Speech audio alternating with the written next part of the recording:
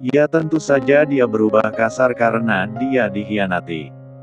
Teriak Daisy lagi menyuarakan sakit hatinya pada Bella yang terasa tiada habisnya. Sudahlah, sudahlah. Kalian pulang saja semua. Aku butuh istirahat. Aku butuh waktu sendiri. Opa Oscar akhirnya angkat bicara. Dia tak sanggup dengan semua ini. Mereka pun akhirnya pulang termasuk Renzi yang diam-diam kembali ke mobilnya. Malam itu, sekalipun sudah hampir larut, Opa Oscar memutuskan untuk mendatangi kediaman Zah. Hatinya sudah semrawut ketika dia akhirnya tiba di hadapan pintu penthouse Zah. Opa Oscar memencet bel. Tapi Bella dan Zah malah muncul dari belakangnya. Mereka berdua baru selesai dari rumah sakit. Opa, sapa Zah terkaget-kaget. Kok tumben datang sini? Tanya Zah lagi sambil memeluk pria tua itu. Oh, kalian baru pulang. Dari mana? Tanyanya sambil berusaha menyembunyikan kesedihan hatinya. Kami dari rumah sakit, Opa. Rumah sakit. Kenapa? Apa ada yang sakit? Apa kau masih ada keluhan pasca terkena bius itu, Zah? Ah, tidak kok, Opa. Aku baik-baik saja. Hanya saja, kami ingin memastikan kesehatan medis kami saja, kata Zah lagi dengan raut wajahnya yang teramat sendu. Di benaknya dia sudah mengira bahwa dia dan Bella sudah menjadi salah satu tempat berdiamnya virus HIV. Ini membuat hati Zah hancur, tapi di saat bersamaan dia pun harus kuat dan harus tetap memiliki harapan untuk masa depan mereka. Deni masa depan Savannah. Tapi Opa Oscar ketika mendengar itu, benaknya teringat akan Savannah. Jika Savannah hadir dari Bella dan Zah, apakah berarti Savannah juga memiliki virus itu? Karena Bella pastinya bersama Zah setelah dia bersama Zayn. Itu yang dipikirkan Opa Oscar dan hatinya semakin hancur saat itu juga. Dia tak bisa bayangkan jika gadis sekecil Savannah sudah harus menanggung virus itu. Dan hatinya lebih hancur lagi saat pikirannya mulai menggiring dirinya bahwa Zah pun berarti memiliki virus yang sama dengan Zayn. Dua kakak adik, sekalipun tidak sama-sama dikandung, tapi membawa virus yang sama. Hati pria tua itu sangat hancur. Opa kenapa bisa tiba-tiba ke sini? Tanya Zah lagi karena ini kedua kalinya opanya mendatanginya. Pertama dulu saat dia baru membeli unit penthouse ini. Setelah itu, Opa Oscar tidak pernah datang lagi. Pintu tiba-tiba dibuka oleh Biming dan Zah pun mempersilakan opanya itu masuk. Opa hanya kangen pada kalian, juga Savannah, katanya dengan suara yang serak menahan kehancuran hatinya. Bella terharu mendengarnya. Kami juga kangen Opa. Opa Oscar mengangguk-angguk. Kemudian dia melihat Savannah menghampirinya dalam balutan piyama bergambar boneka beruang. Oh, gadis kecil kesayangan Opa. Sini, Opa pangku dulu katanya seraya mengajak Savannah menghampirinya. Savannah mendekat dengan senyum lebar kepada Opa Oscar. Setelah Savannah duduk di pangkuannya, Opa Oscar menatap Bella dan Zah berganti-gantian dengan mata yang sudah berkaca-kaca. Opa kenapa? Tanya Bella yang menyadari kesedihan di mata kakek tua itu. Tidak apa-apa. Opa hanya memikirkan kalian. Seharusnya Opa yang sudah tua seperti ini yang menanggung semua itu, bukan kalian. Bersamaan dengan itu, tangis Opa Oscar pun tak terbendung lagi. Kakek itu menangis terseduh-seduh. Zah jadi terheran-heran. Kenapa Opa menangis? Opa Oscar tak sanggup bicara. Dia hanya menangis dan menumpahkan segala kesedihannya. Savannah yang masih kecil melingkarkan lengannya di leher Opa Oscar sebagai bentuk penghiburannya. Dia bahkan menepuk-nepuk punggung Opa buyutnya itu dengan tangan mungilnya. Ketika Opa akhirnya berhasil mengendalikan tangisnya, dia mengangkat wajah, mengelap air mata di pipinya, dan berkata pada Zah juga Bella. Aku mempunyai kenalan seorang dokter di London. Kalian pergilah ke sana untuk berobat. Sekalipun penyakit ini tak bisa disembuhkan, tapi setidaknya bisa membuat kalian tetap bertahan hidup seperti orang-orang sehat lainnya. Aku akan menghubungi dokter ini dan meminta dia meluangkan waktu memeriksa kalian terlebih dahulu. Zah dan Bella berpandangan saat mendengar penuturan Opa Oscar. Zah sedikit banyak memahami kemana arah pembicaraan opanya itu meskipun dia terheran-heran dari mana Opa Oscar mengetahuinya. Sedangkan Bella masih blank total. Terima kasih banyak, Opa. Tapi Opa tahu dari mana? Aku tahu dari Valdo. Tadi baru saja aku memintanya untuk membeberkan semua rahasia Zain. Dan ini sangat mengejutkan. Bahkan menghantam jiwaku. Aku sungguh tak mengerti dengan pergaulan kalian anak-anak muda. Tapi ini sangat disayangkan. Kenapa harus kalian yang menderita virus itu? Kenapa bukan aku saja yang umurnya tinggal sedikit lagi? Sudah, Opa. Jangan bilang begitu. Umur Opa masih akan panjang kok. Aku mau kalian yang berumur panjang. Apalagi cicitku ini. Dia harus hidup dan tumbuh dewasa, membentuk keluarganya sendiri. Iya, Opa, Lia. Opa harusnya tenang dulu. Kami belum tentu terkena penyakit Zain, Opa. Lagi pula, Savannah dilahirkan saat Bella belum disentuh Zain. Seketika tangis Opa Oscar terhenti. Dia menatap heran pada Zah. Benarkah? Harapan dan sukacitanya pun timbul, senyum mulat mengembang di wajahnya yang membekas air mata. Benar, Opa. Savannah sudah pasti tidak terkena virus itu. Kini hanya aku dan Bella yang masih butuh tes medis. Karena Zain pernah memperkosa Bella. Andai dia tidak melakukan itu, kami pun tidak akan terkena virus itu. Zah mengucapkan semua itu dengan penuh kesedihan, penuh sesal, juga mengandung kemarahan. Tapi di atas semua rasa itu, rasa tak berdaya dalam dirinya yang paling besar. Dan tiba-tiba saja, Bella seperti tersentak dari kalimat Zah itu. Disentuhnya lengan Zah dan dengan kesadaran yang tiba-tiba menghantamnya, Bella pun memekik pelan, astaga, Zah. Jadi karena itu kita tadi melakukan tes medis.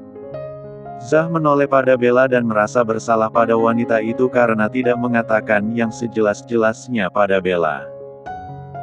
Maaf, Hani, aku tidak menjelaskannya padamu sebelum ini. Kini Bella yang menangis. Gantian Opa Oscar yang kelabakan. Kenapa kau menangis, sayang? Bella menggeleng pelan. Seharusnya kau mengatakannya dengan jelas, Zah. Dengan begitu kau tidak perlu khawatir. Zah bingung. Maksudmu, Hon? Oh, Zah. Bella terkekeh pelan menyadari kesalahpahaman ini. Waktu itu, Zain memang hendak memerkosaku, tapi kau datang tepat waktu sebelum dia melakukannya. Jadi, aku tidak tertular apapun darinya, Zah. Kini baik Opa Oscar maupun Zah kembali menangis. Tapi kali ini adalah tangisan haru dan bahagia, karena apa yang mereka takutkan sebenarnya tidak pernah terjadi. Oh, Bella, coba dari dulu kau bilang, seru Zah sambil meraih bahu Bella dan memeluknya erat. Sialan. Zain melempar ponsel yang ada di tangannya.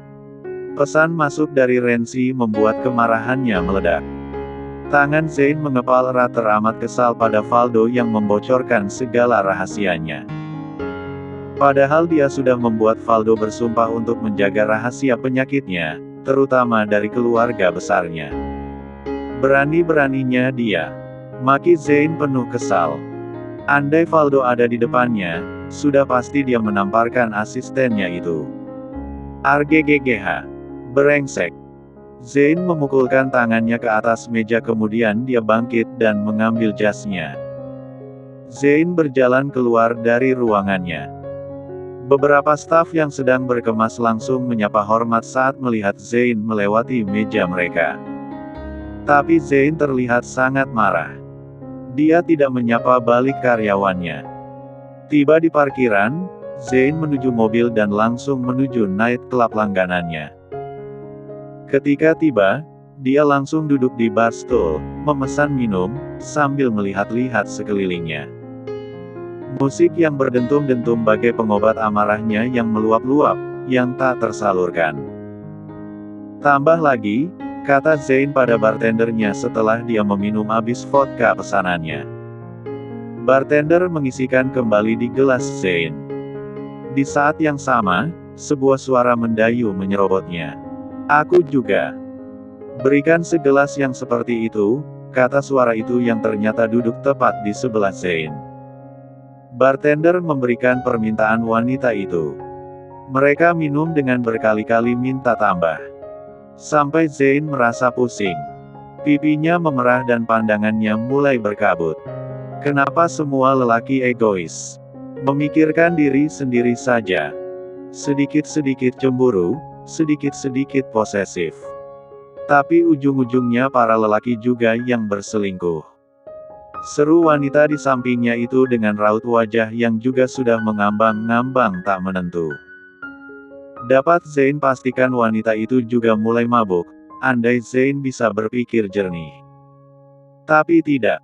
Zain sedang mabuk. Jadi, dia tidak mengerti jika wanita itu juga mabuk. Siapa bilang lelaki selalu yang selingkuh? Aku sudah berbuat banyak hal untuk istriku. Aku sudah menjaganya dari penyakitku, tapi dia tetap saja meninggalkanku. Zain mulai menangis, kemudian cegukan. Oh, itu berarti istrimu yang tak tahu din. Tidak bersyukur mendapatkanmu. Wanita itu pun mulai menangis mengikuti Zain. Cegukan pun terdengar bagai bersahut-sahutan. Hingga di satu titik, wanita itu merangkul pundak Zain sambil menepuk-nepuknya. Bangkit, jangan menyerah. Tundukkan istrimu itu. Kata wanita itu sambil mulai merebahkan kepalanya di bahu Zain.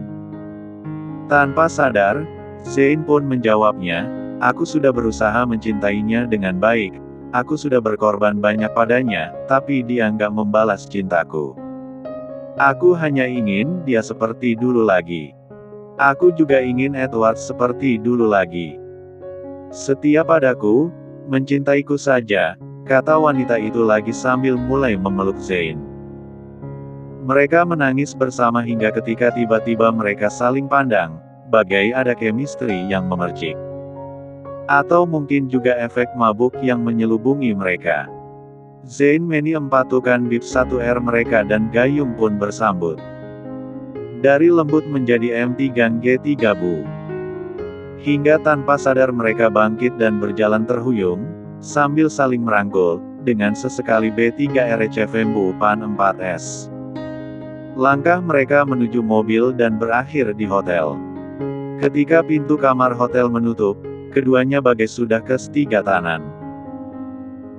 Saling M3 Lufti Pak 4 Ian satu sama lainnya dan berakhir di selembar S3 Limfet yang sama, berbagi P3 Luh, berbagi K3 Nikem 4-an, berbagi malam yang indah hingga pagi menyongsong.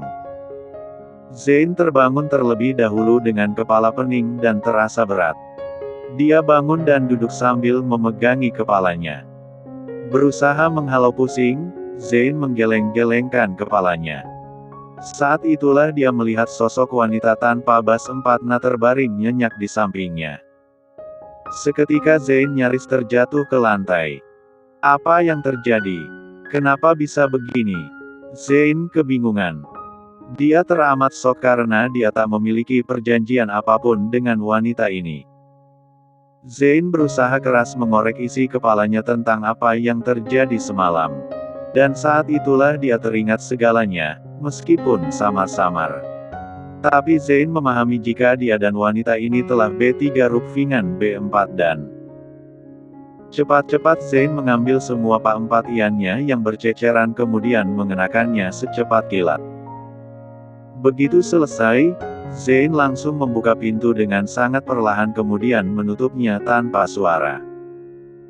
Zain berjalan dengan sikap terlihat tenang di luar, tapi degup jantungnya bagai ingin meledakkan dirinya setiap saat.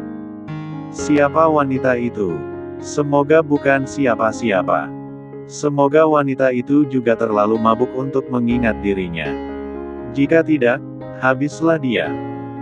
Saat wanita itu tahu dia membawa virus HIV, Zain bisa dituntut habis-habisan. Kecuali jika dia sempat memberitahukan wanita itu sebelum mereka mulai berhubungan, bahwa dia memiliki virus HIV. Jika wanita itu tahu sebelum mereka berhubungan tapi tetap bersedia berhubungan, itu berarti dia tak bisa disalahkan. Tapi ini, apakah dia sempat memberitahu? Atau tidak? Zain seperti orang linglung memikirkan itu semua. Tapi setelah dipikir-pikir, rasanya tidak mungkin dia sempat memberitahukan pada wanita itu. Lagi pula, kalaupun dia sempat memberitahukan hal itu, tidak mungkin wanita itu masih mau melakukannya bersama. Arregehah. Teriak Zain lagi menyadari bahwa kemungkinan besar dia tidak memberitahukan apapun pada wanita teman tidurnya semalam. Zain merogoh sakunya untuk mengambil ponsel, tapi ponsel itu tidak ada. Dia teringat, dia telah melempar ponselnya saat membaca pesan dari Renzi di kantor kemarin. Sialan. Sebuah taksi melintas di hadapannya. Zain pun tak menyia-nyiakan kesempatan. Dia menyetop taksi dan meminta diantar ke pendosennya. Sampai di sana, kegelisahan Zain masih tertanam dalam dirinya. Zain gegas mandi dan membuang pakaian yang dikenakannya semalam. Setelahnya, dia berpikir sejenak CCTV. Pastilah hotel itu memiliki CCTV. Itu berarti dia harus menghapus jejak rekaman yang terdapat dirinya dan wanita itu. Pokoknya tidak boleh ada bukti sedikit pun bahwa yang bersama wanita itu semalam adalah dirinya. Gegas diangkatnya gagang telepon yang ada di meja nakas ruang tengah. Zain memencet sederet nomor, tapi kemudian dia langsung mematikannya. Tidak boleh. Valdo sudah mengkhianatiku, aku tidak boleh meminta pertolongannya lagi. Aku tidak akan mengemis padanya. Dia sekarang musuhku. Zain berkeliling ruangan itu sambil menggigiti kuku jari tangannya. Kecemasan tampak jelas di wajahnya. Dia masih sibuk memikirkan jalan keluar untuk masalah CCTV hotel semalam. Siapa yang akan dimintanya untuk menghapus rekaman CCTV di sana? Wanita itu tidak boleh tahu jika sudah tidur dengannya. Sedang pusing tujuh keliling memikirkannya, tiba-tiba saja bel pintu rumahnya terdengar dan Zain hampir saja terlompat dari kakinya sendiri. Siapa itu? Tanyanya dalam hati. Entah mengapa degup jantungnya berdetak 10 kali lebih kencang dari sebelumnya. Zain ketakutan jika yang mengetuk pintu adalah wanita itu. Pikirannya tak bisa diajak berpikir jernih lagi. Bahwa wanita itu belum mengetahui tentang dirinya, apalagi di mana tempat tinggalnya. Ting tong ting tong. Bel pintunya berbunyi lagi. Dan Zain lagi-lagi nyaris terlompat dari tempatnya berpijak. Kali ini dia maju perlahan dengan mengendap, seakan sang tamu mampu mendengar bunyi langkah kakinya jika dia tak mengendap-endap. Ketika mencapai pintu, Zain mengintip di lubang intipnya. Jantungnya nyaris saja mengkerut sampai tak bersisa lagi saat dilihatnya wajah di balik sana adalah wajah ibunya. "Oh, Mom," serunya sambil membukakan pintu. Keringat dingin sudah membasahi dahi dan Zain menghela napas leganya jauh-jauh. "Ada apa tiba-tiba datang?" tanyanya. Tapi detik yang sama Zain terdiam karena dia baru ingat lagi atas apa yang baru dilakukan Valdo. Dan saat ini ibu dan ayahnya ada di hadapannya. Pastilah mereka datang untuk membahas penyakitnya. Zain mengerang.